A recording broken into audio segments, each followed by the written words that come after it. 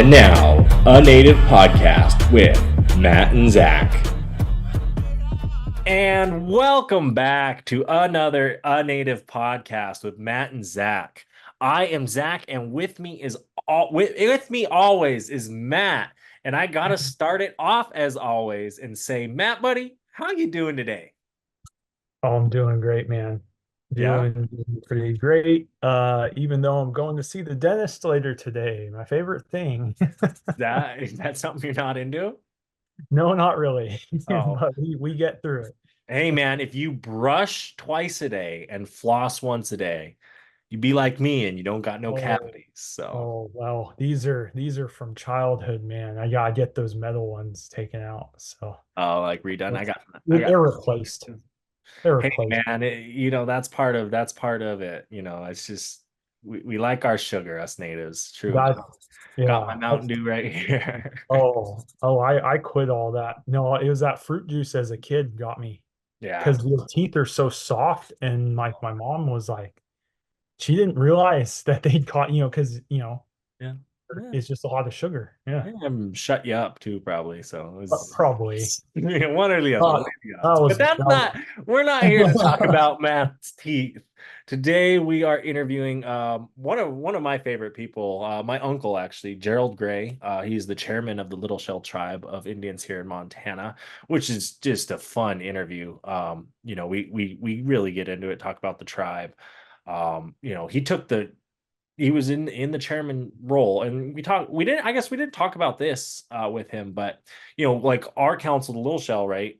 It's a council, so there's a group of people, and then he's the chairman, which the chief chair, we call it chairman. Certain tribes, like down in the Pueblos, call them governors.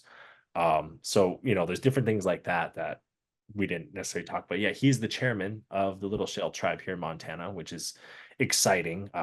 One of our bigger interviews, so definitely stay tuned for that. It is an exciting one. tribe number 574. Exactly. Which hopefully we get 575 here soon. I really think I, Columbia deserve it. there's a few of them out there pretty soon. I think maybe 20, maybe end of this year, maybe 2025, we see a few of those. So it'll be Yeah. interesting.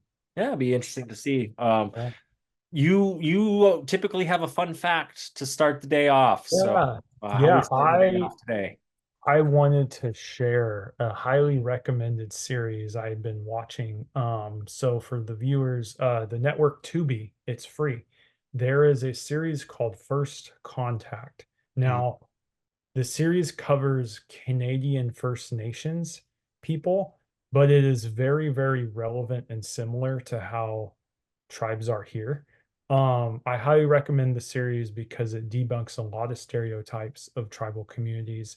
They take groups of white folks essentially, and they get to visit with native people who they've never spent time with.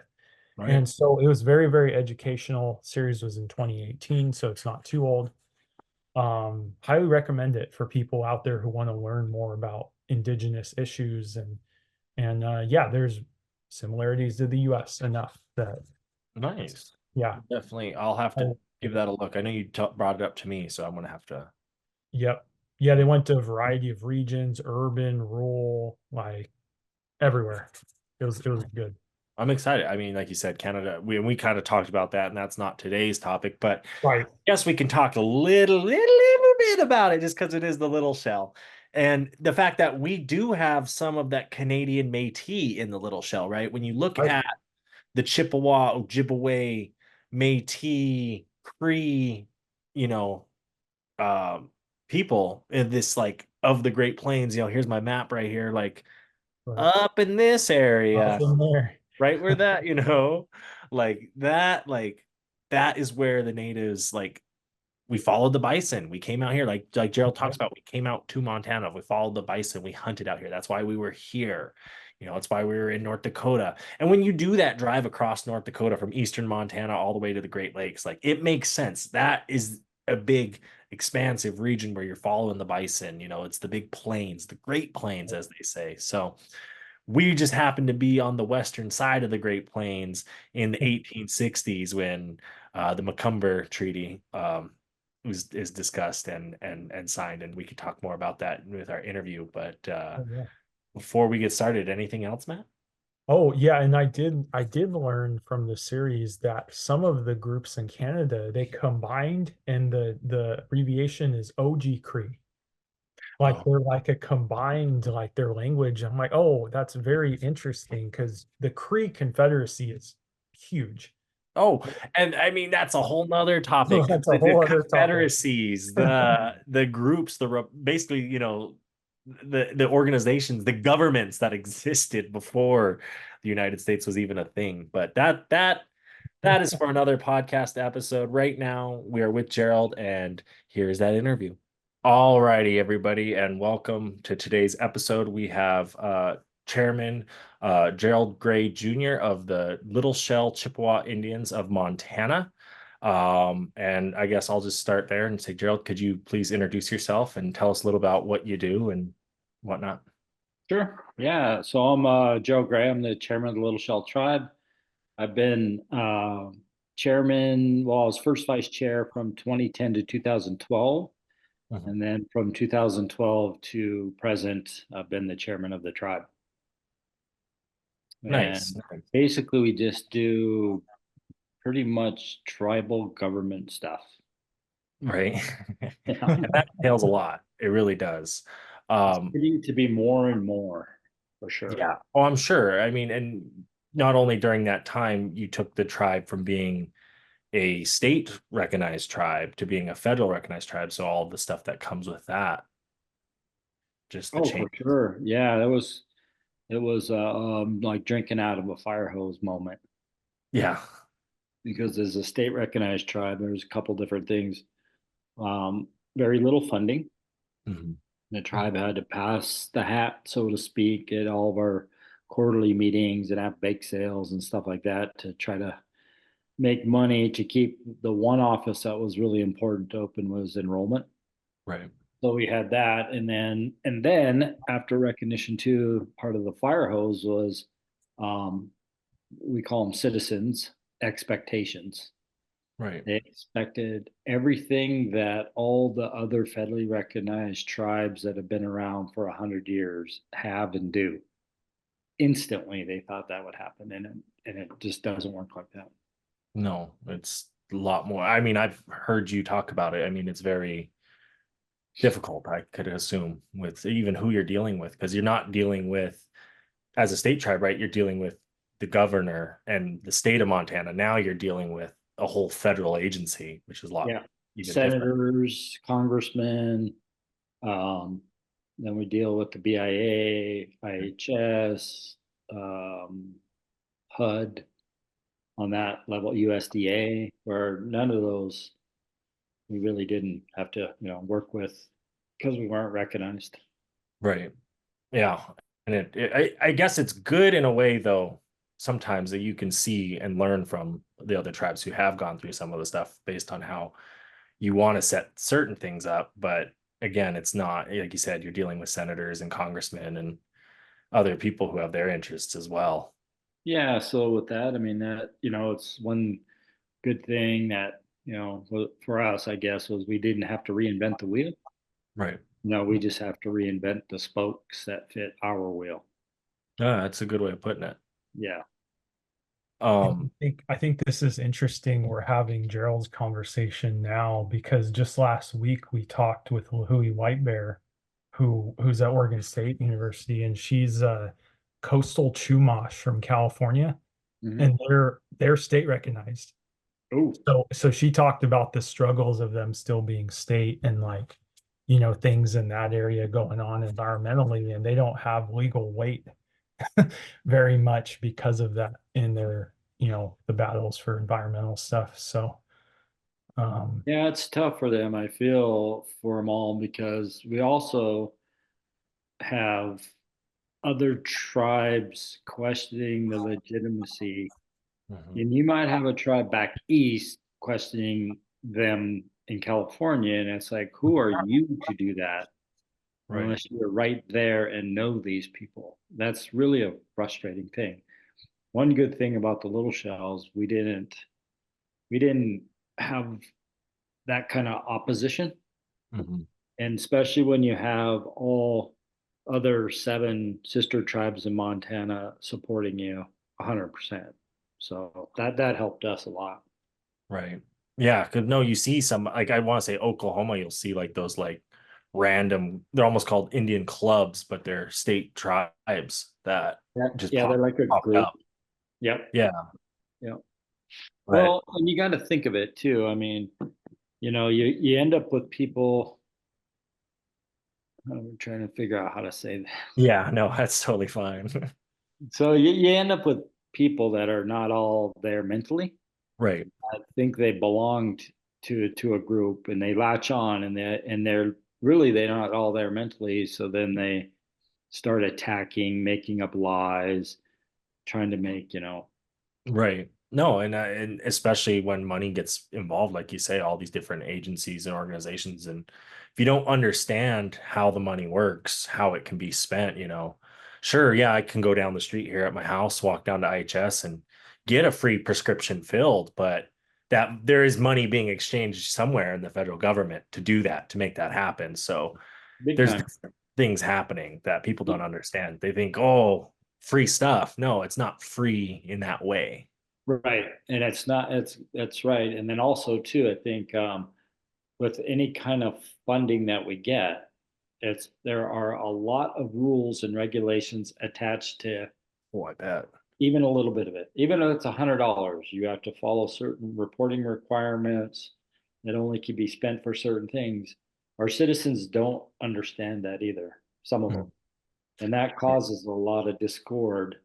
They think we can just give them money, give them a house, give them whatever. And it's like, you can't. No, there's a waiting list here at Fort Peck for housing.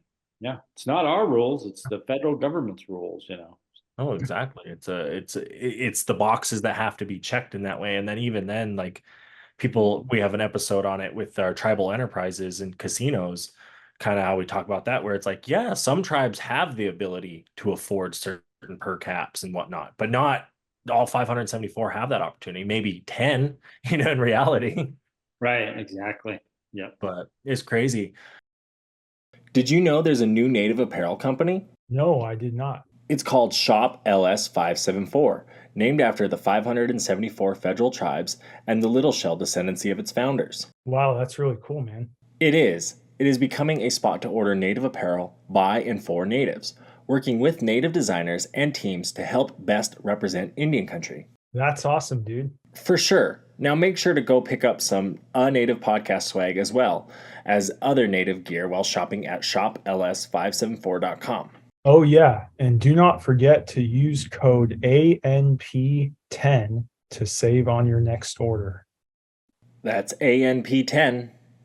Hey Matt, did you know there's a tribally owned net company? No, I did not. Not only are they tribally owned, but Blue Ribbon Nets also creates totally sustainable products.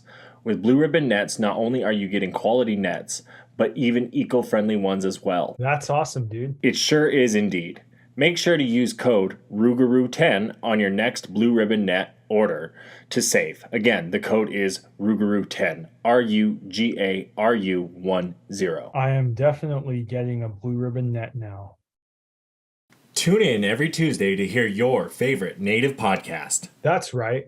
A Native Podcast has new episodes every week, ranging from boarding schools to Indian child welfare. Not only that, but we have Indian country covered from Maine to California and Florida to Alaska, Hopi to Blackfeet and Choctaw to Tlingit, and all those Crees in between. And all you other natives and non-natives out there, we want to remind you to tune in this Tuesday to A Native Podcast. I guess when you look at when you're in the position of becoming a state to federal tribe, what does that look like? Like, who are you dealing with? What are the actions happening to make that happen? Because I know there were attempts that failed, and then finally the one in 2019 that went through. I guess if you could talk Yeah. about that. So the tribes, I recently saw a thing where it's been about 155 years Oh where, wow. where we're, in this, we call it a battle. It was a fight to try to restore the recognition that we so rightfully deserved. And, you know, going through the right channels to start, which is the Office of Federal Acknowledgement, Mhm. we went through that first, the tribe did for years, right? Right. And some tribes go through that and get recognized with, a binder full of paper, right? I think at the last count I'd heard, the Little Shawl had over 600,000 documents in Oh, there. wow. Yeah, yeah. And so then going through that fight, and I remember meeting with the Assistant Secretary of Interior at the time, Kevin Washburn, and tell him, the system's broken, the uh, federal acknowledgement system. Yeah. So they had consultations all throughout the United States. We were kind of the poster child to have those rules amended. Right. And they did, and because they just didn't work. I mean, one of the rules, for example, was you have to prove you're a community over historical time, right? Well, you got to think about it. Native peoples were oral people, right? We Right. didn't write down things. We didn't have paper and pencils and secretaries to keep track of stuff like that. How do you document that? So it's just like it was one of the rules that was just antiquated thinking. Yeah. It's like that's really truly a white man's way of thinking. Well, you got to have it documented. How? Right. No Easy. one else, just European culture is the documenters. Yeah. Yeah, going out and writing tallies. Okay, well, here's one, right? Right. So that was one process, and then we went through.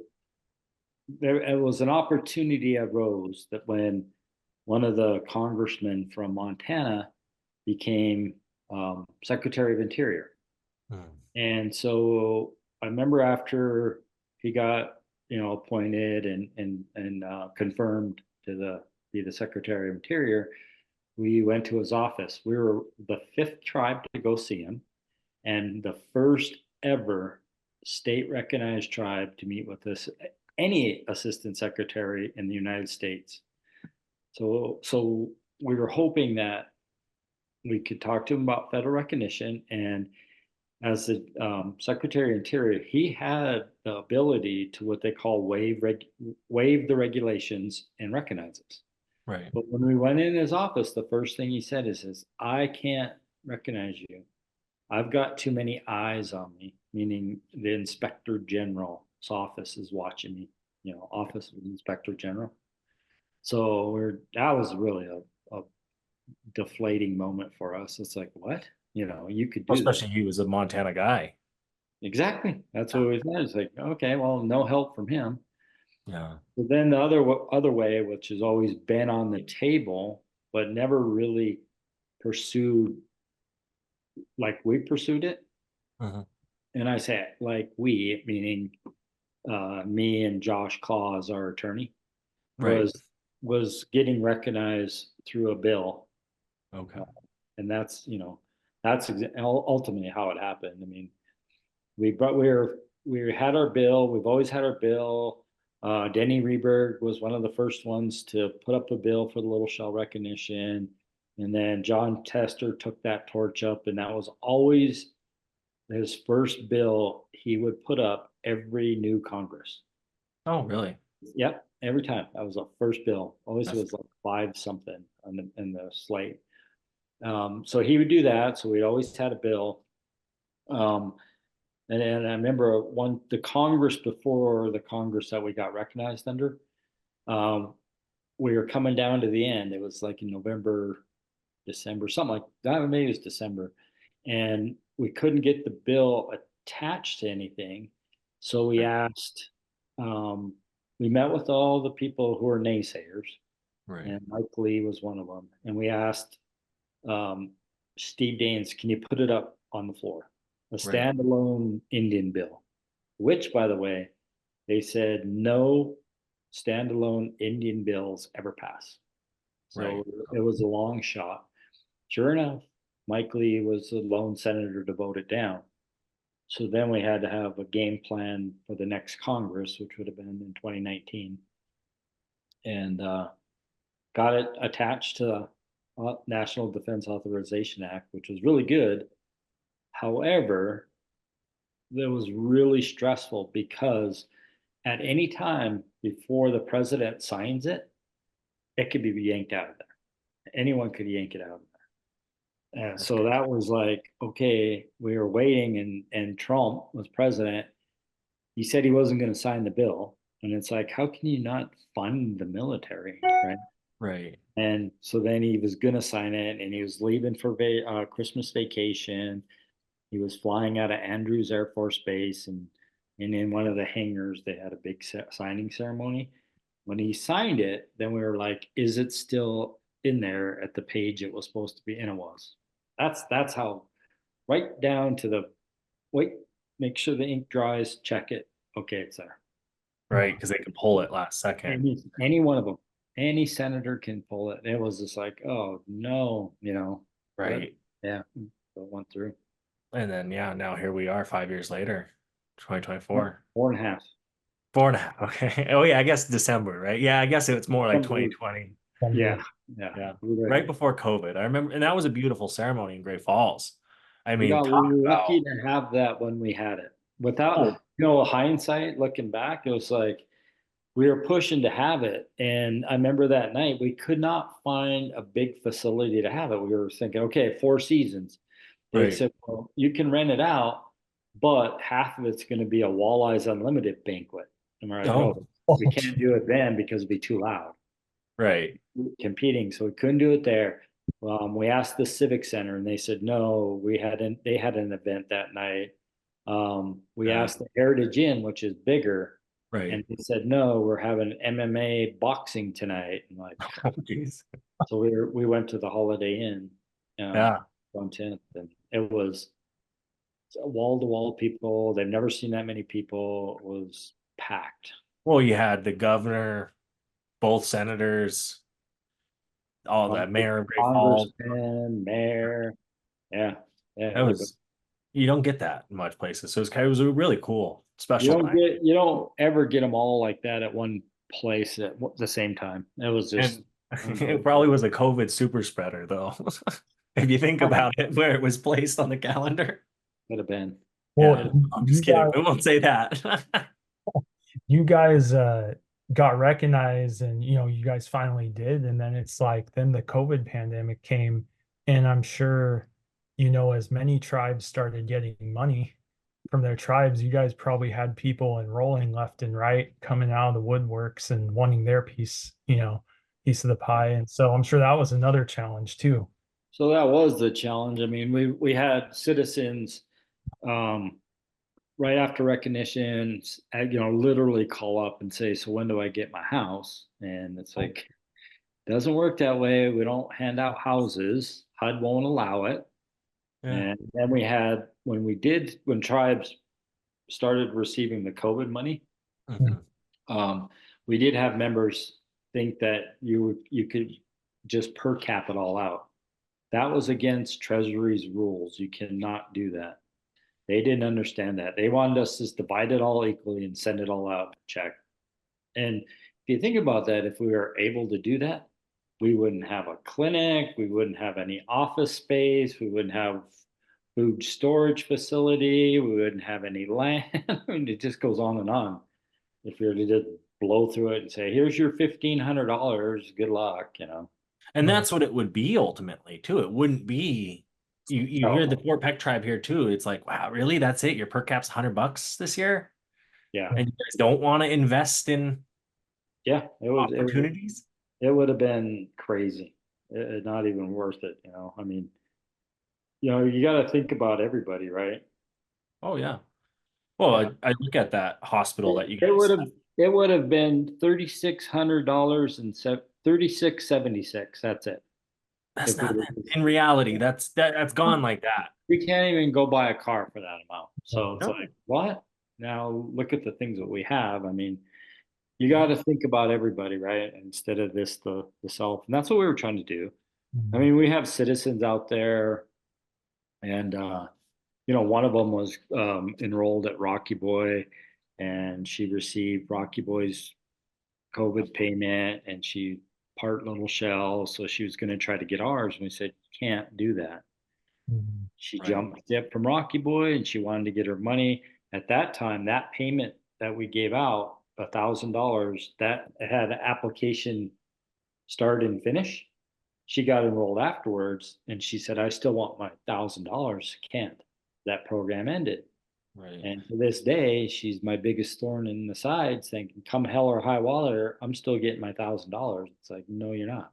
It's like, what have you done for the tribe? Like even volunteer work, you know what I mean? Like, None of them, no, there's a lot of them that came out of the woodwork after recognition that they've never done anything with the tribe before recognition. And right, because we know we had quarterly meetings, everyone would sign in, we know who all showed up. All of a sudden, these people are now wanting something right, because of the recognition. You know, we even have people that think they're going to, run for council. They don't even know what's going on. And it's like, right, how can you run a tribe if you don't know what's going on because you choose not to be involved? right. It's No, just and you insane. want to be involved. I feel like you want like you said, the betterment for the group. It's a Yep. group thing. It's not an individual thing. This is a tribe. This is a community of people that we for 100 years we've been fighting for something. We finally got it, and it's like, why do Yeah. you want to give it back? Yeah. Yeah. It's And just it's like, yeah, ridiculous. that's crazy. And But there's it's good sad. I mean, you have good counsel.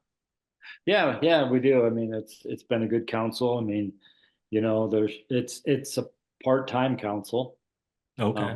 But we are starting, things are changing so rapidly that it's going to become a full time. It has to Has because to, yeah.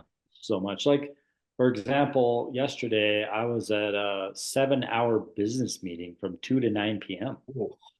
And I think there's people that Yeah. they don't know that stuff and they think, oh, it's just easy. I'll just go to a quarterly meeting and I wish. No, it's a full-time job. I with even your because you guys aren't even paid. That's the one thing. Like you take some Well, councils, so we right? do get paid. We do now get paid. Okay. Yeah, for if we attend meetings, and Okay, we that's have, when we have a meeting every other week, but it's very little. I mean, it comes down to probably a couple bucks an hour. yeah. It's real minimal. Yeah, So it's like the gas stipend kind of mentality, not yeah, even. Which exactly. is some tribes they are. I mean, you can go run, I think council here, I think you make 200 grand on the Fort Peck Oh council. wow. Yeah, six figures, I think. And That's crazy. that's the try, you're exactly. Do you care about the we or do you care about the me? And that's what I think we have a really good council. And part of being a state tribe, it was all volunteer, when you guys were doing that work. 100%. And that there shows to me it's like you care about this greater cause than, oh, it's just a job that I can get rich at, buy my Yeah. family nice cars and stuff. It's a Well, community. it's that community with like you guys building the health center and now the powwow arbor, and I'm gonna be out there next week, so I'll see it. But you know, yeah, I mean, you guys have a lot going on. Let's just hope not like powwow at Pine Ridge that there is a shooting that took place. Yeah. And There's really no place for that kind of garbage, and yeah, need to get a bit better handle on that situation. Another thing too that we're really excited about is we got a master plan in the works for it's an 18-20 acre subdivision. And oh, seeing the preliminary drawings, we're gonna have single family homes, we'll Okay, have elder veteran homes, which are like a 1 bedroom.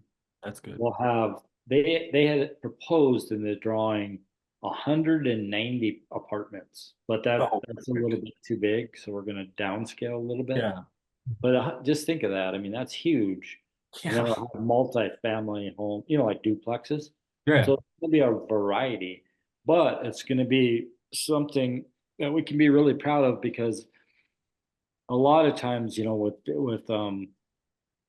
people like in Great Falls, it's still kind of a racist community. Yeah. And they all think, oh, you're going to build Indian housing, and you're going to have Easter egg color homes, that kind of thing. No, we're not. It's going to be it's going to be a shining star for us to showcase, how we can really do a really cool subdivision with open space, park pathways, things like that. No, that's exciting. This is the first time I've heard it. So yeah. I'm where at in Great Falls or Hill It's going to be 57. up by right below Mount Royal, and on Hill 57 there. Okay. Right next to the food storage building. Oh, okay. Yeah. And that's that one where you had the pipe ceremony the first year before the No, power. no, No. no, it's a brand new building where we Okay. distribute food to people in need. Okay. Also in that same area, we're building a new ceremony center. And this thing will build hold over 200 and some people. So that's being built because we need to have a place we can let members use it for wakes and weddings and stuff like that. But Okay. also can hold our quarterly meetings in there.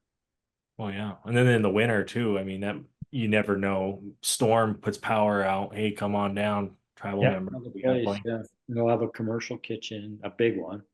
Oh wow. So we're yeah, like events you're saying. Yeah. Yeah, Is, yeah. That's is this perfect. division for native only, or is it more open? So no, what we do is Little Shell tribal members can use it for free or real small fee, like $50 or something like that. Non-members, they can rent it out for a little Oh, bit more. Yeah, yeah. Nice. yeah, That's really nice. That's good because that's you're filling the housing need, but also filling the probably to have people move in. yeah. And it'll be a big room, but it'll have dividers. So if you want to have 3 events in there, you can. Yeah. It'll make them smaller. No, that would be really good. That's needed. I mean, any space like that in Great Falls, I think, is needed. Any event, you go anywhere these days. Yeah, it's hard to find space. Like even in Billings, think they would have concerts at that pub station. That's like, yeah, it's a venue, but in reality, like, what is it? Right. Yeah. So Yep. no, it's good to have more venues. Is there anything about the Little Shell tribe, historically that we should know that our listeners should know, that you think is important to tell? Maybe when it comes to the histories of the tribe.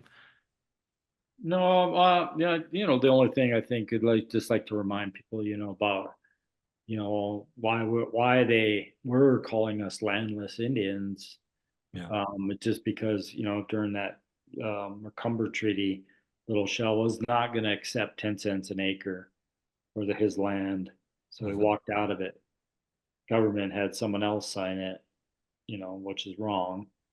But just it's a good reminder to say, well, now we're not landless. We do have land.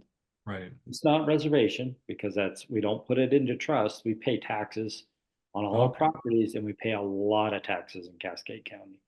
Really? So people can't say, oh, natives don't pay taxes. Yeah, we do. And we pay a lot. Okay, that's interesting. I did not know that. Yeah. You're not, even though the tribe owns it and we're a federal entity, you still are to the city and state tax. Yep. Interesting. Yep. Only when you put it into trust land, Right. then it becomes non-taxable, and that kind of like is your reservation. Right. Well, because like for me, for example, like we register our cars to Thea because she's a enrolled member here. Yep. And we don't pay the state fees on Right. registering the car. So our car is like $10 to get the sticker on. Yep.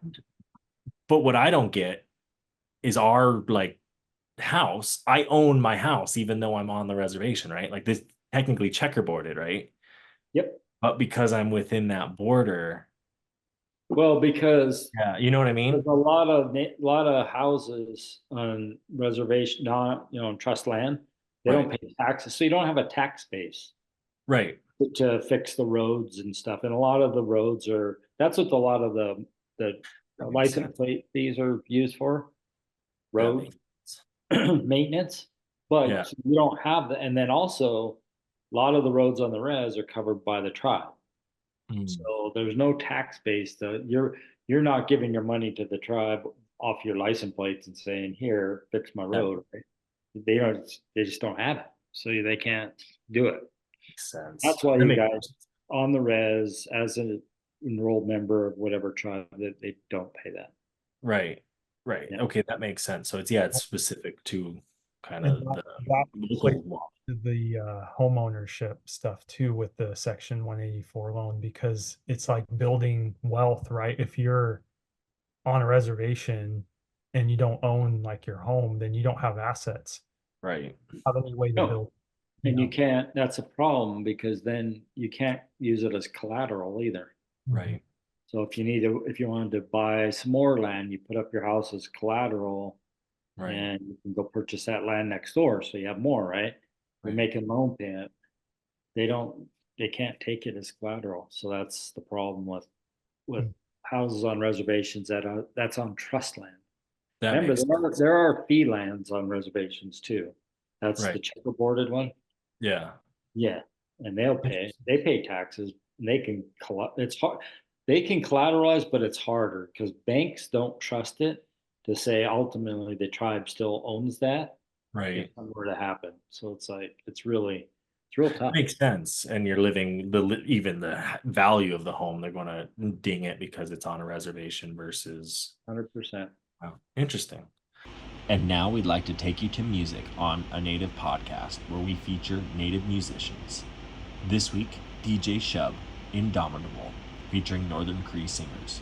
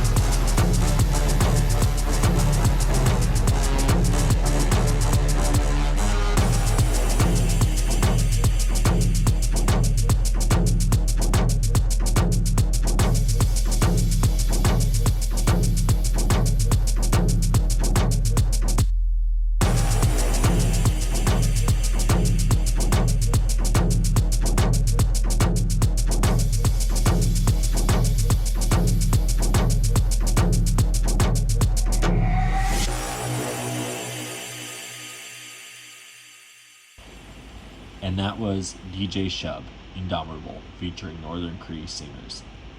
Now back to the podcast. Yeah. But that's good. I mean, that's good to know that the tribe, like you said, that's a learning situation where it's like, hey, how can we better ourselves as the tribe and make sure we have the things that we have? So with that, there are what's been started in the last few years are native CDFIs, Okay. like a native credit union. They're not a bank, but they're kind of like a credit union where they understand how to collateralize native homes, and if something were to happen, how to recoup that Okay. loan fails. They do that. So that's a bigger opportunity that's starting to take place where they can afford that opportunity to people, which is Okay. nice. Cool. That's Because interesting. it's just going to offer home ownership, Yeah. Well, I mean, that's good. You want that ultimately for Native folk because we are disadvantaged in many ways. I mean, you do Yeah. look at like it's there. We check every box and every statistic. It's All kind the of sad. Yeah. Yeah, I mean, I'll probably utilize the home loan program, especially if I stay here in Oregon and the housing just keeps going up here. So It's a real good program for a first time home buyer. Really good. Yeah. Yeah. Low down Um, payment. Very good program. Yeah, and then I know some tribes, I know the Little Shell doesn't, but some tribes do offer even down payment assistance if they have that in their housing, if they built it up. I mean, it depends on the tribe. Some it's like $200, but Yeah. not crazy. What I guess what advice do you have for Native people wanting to get into tribal leadership? I know your path was kind of unconventional. Um, but I know some people do it more conventionally, but others don't. So we like to see youth, and I think this goes across the board. Right. They're welcome to come to the quarterly meetings or council meetings, when like other tribes will have council chambers. Sit in the audience and listen if they offer that opportunity. For us, come to the quarterly meetings and learn and ask questions. I think the more and volunteer, right? For events and stuff like that. The more you're involved, the more you know. And we'd love to see younger generation come up and run to be on council and continue carrying these torches forward. I think across the board, all tribes would probably like to see that. Right. No, that's good. Yeah, the youth is power, and the more Yeah. they know it is. Yeah, and they just got to get involved.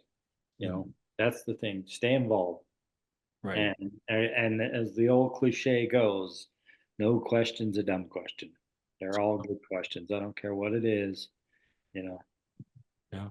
As Ask. long as you're learning something, like you're saying, like that. Yep. And then, that goes across the board too. I always encourage our tribal citizens at every quarterly meeting. If you have any questions, give me a call, Yeah. right? Or email me. Our lawyer, attorney general for the tribe, always shakes his head and says, "You're the only tribal chairman that puts his cell phone out there." And it's like, well, I said I would do that. And I call people back. I think it's important, but I also think people should have that ability to ask you questions. Uh-huh. Like I said, no question's a dumb question. I wish they'd ask because we get all too many times right now. We have social media is just a horrible thing, I think, because people become keyboard warriors. They think they can say whatever they want without the facts backing it. Show the facts, show the evidence if you have any, that kind of thing.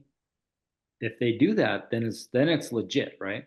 Right. If they just throw out stupid things and no one asks them, "Where's your evidence?"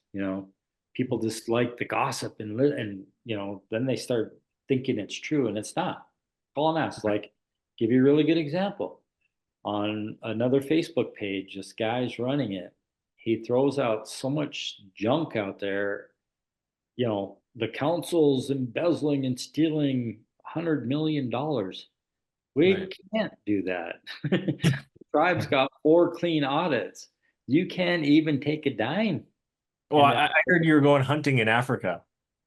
I was going hunting in Africa, Yeah. the whole council. We even took the attorney general with us. I stole $200 million. The tribe has never even received that much money. Nice. I still wouldn't be Where's I your wouldn't secret big be- sky cabin? Huh? I wouldn't be in the United States if I stole $200 million. I mean, that's just laughable, and that's Yeah. just something. And what's sad is when this person says that, people don't question it. Where's the proof? Where's the evidence? Why do you say such stupid, outlandish things? That's what I would say. Doesn't the IRS do a personal audit if you like deposit more than like $10,000 into an account? Or Oh yeah, I don't think you can do it. You get 1099 and everything else. yeah, so like You just 200 million. Okay. can't do that. It's like, what the hell? Yeah, it would be nice. I mean, yeah, like you said, I wouldn't be here. I wouldn't be running the tribe if I had that. No, That's no. Yeah. that's a good segue though. I did have a question, like regarding hunting fishing rights with the tribe. I'm curious how your guys' relationship with the state of Montana has changed, if any, in the shift from Oh. So that's a really good question because we get that every fall from members. okay. Do we have any hunting rights? Do we have any fishing? We don't because we don't have a reservation. When tribes have those hunting rights and fishing rights, those are on their own reservations. Right. Some of them don't even have hunting because the reservations aren't big enough, right? But what I tried to do before we were recognized, I had our tribal historian write a white paper called Shared Tribal Sovereignty, right? And what it was is I wanted to take it to the state of Montana, FWP, and say, hey, these were our hunting, fishing. This whole Montana was our territory for this stuff, right? We believe we should have shared, sovereignty rights to not just to go crazy with it, but allow members to hunt when hunting season at a reduced rates, just kind of do that. We took it to the CSKT tribal council. We started there and it went right over their head. They didn't even get it. Really? Yeah. And they were worried because they didn't want it to affect their, I think they're under the Stevens Treaty. Okay. But they didn't want it to affect that. And at that time, even one of the council members named the wrong treaty. We don't want to affect this treaty. And our historian looked at me and said, that's not the treaty they're under. So so after the meeting, I told him, I said, we need to really make it more simpler so it's more understandable because he wrote it at a real high college level. Right. I still have it. And so for that, I mean, we just don't have that right now. I mean, we'd have to, in order to offer some really good hunting, you'd want pristine ranch someplace in some mountains or something, right? Right. We can't afford that to go do that and then manage it and stuff. We just don't have the money for one. Right. And so I don't know, maybe one of these days we'll represent that, to tribes and to the state. I know the state would be a fight because, they just don't want to give up control.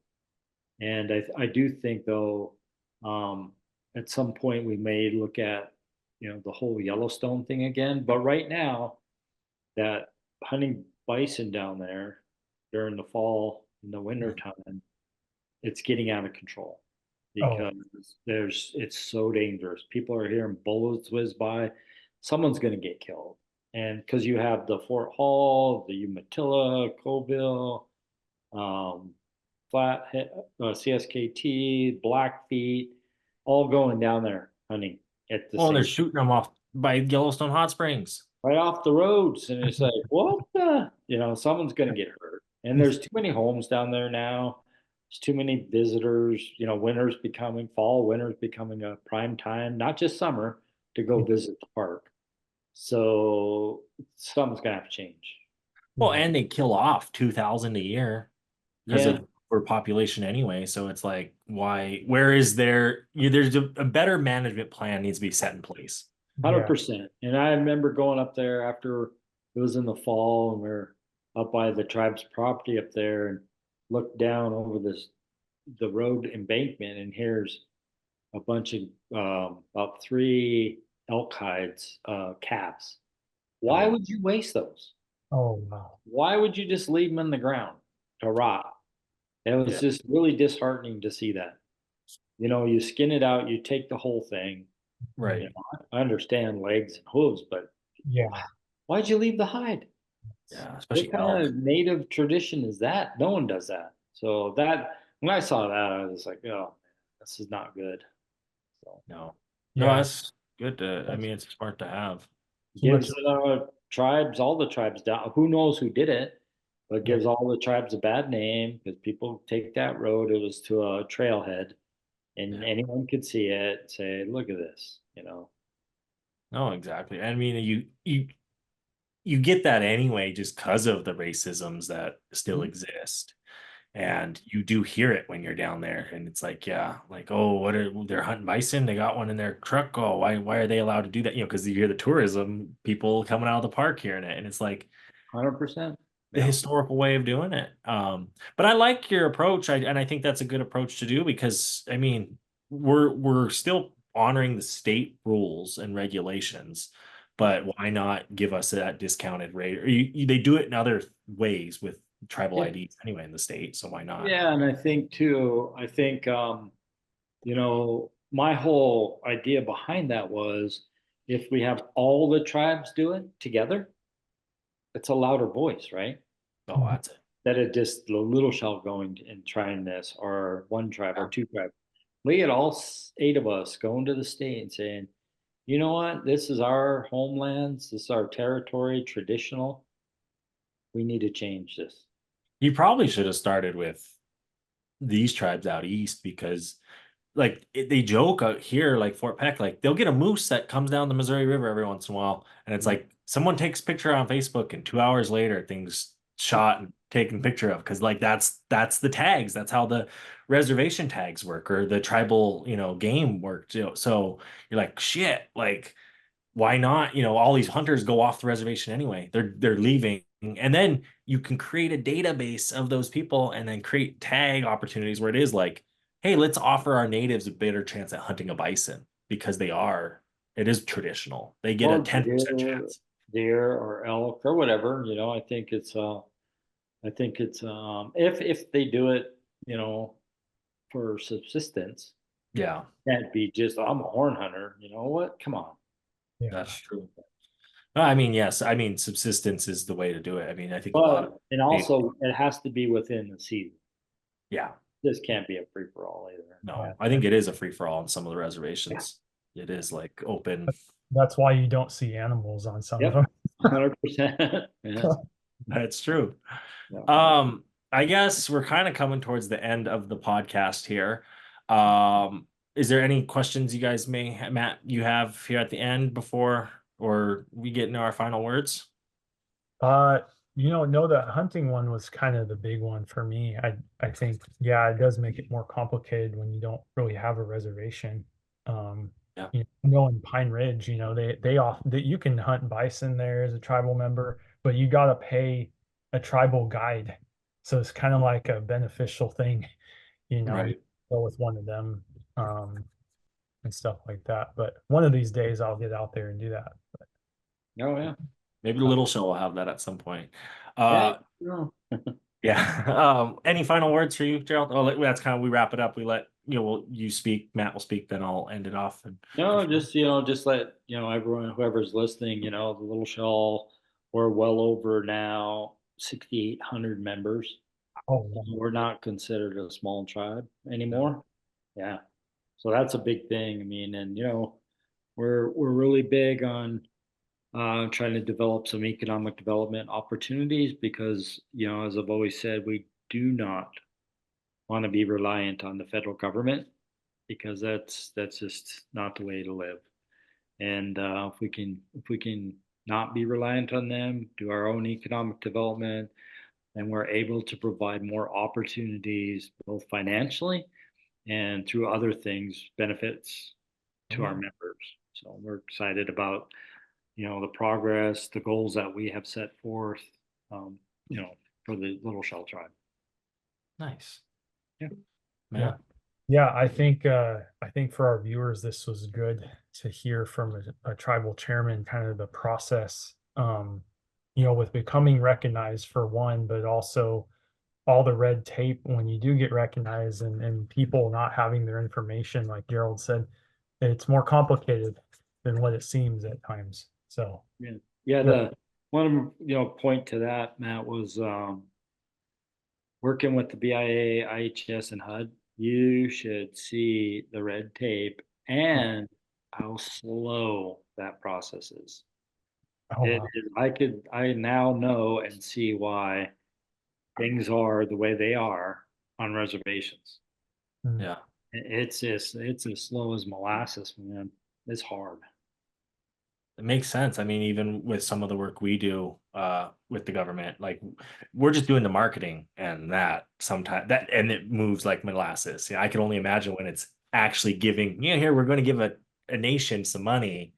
You see you see the backlash the Israel stuff is getting, and that's money that's going to American businesses to make whatever that's going over there. Yeah, And bullets and guns and stuff, that doesn't go right to them. Like Ukraine too. People don't understand that. We're not right, writing handing them a check. no, It actually goes to all these businesses to supply them. That's it. exactly. American businesses too. Yeah. It's supporting our economy and our Yeah. infrastructure and things. And that's the thing too, is when they do that to tribes, I can only imagine the hesitancy behind every penny. And they check you for every penny. That's why when you All the time. embezzle money of two of those extremes, I laugh because like that AJ at Crow, what he bought like a $40,000 car. That was it. That's all it was one little car and gets you done. Like you don't want that, but I really thank you so much for coming on today. I talked about you in our first episode. What is a Native American? As one of the people who got me interested in Indian country. You and my dad are like twins. I say, the way you guys raised me and Jared together, just running around doing everything we did, learning the Indian country knowledge. We had Lou on last week. Reno. I talked about her being one of those people for me that crucial to. Well, her big thing is the new warriors are our lawyers. They're the new people fighting the battles for us because it just transitioned. The battlefield became the courtroom, and we're not shooting arrows anymore, guns. It's papers, and that's the way. And education is going to be that way to do that. So, with that being said, I want to thank you guys for listening to this episode, and bye-bye. I know ballers, I know chiefs, I know riders from the east. I know educated natives down to picket in the streets. Middle fingers to police, fuck you, we come in peace. I know red-skinned hippies that be giving me the creeps. I know beauty, I know beach, I know savages and freaks. And I know a couple cousins even bougier than me. No, ain't elite, bougie native, yes indeed. Art exhibit to the club, and we roll it 20 deep. Copper on my neck, gold on my ring, feather on my hat, skin stitched chin, 100 warriors on my back, they be drumming when I sing, man there ain't no way around it. A Native Podcast is produced by G&G Advertising and Quartz Lake Productions.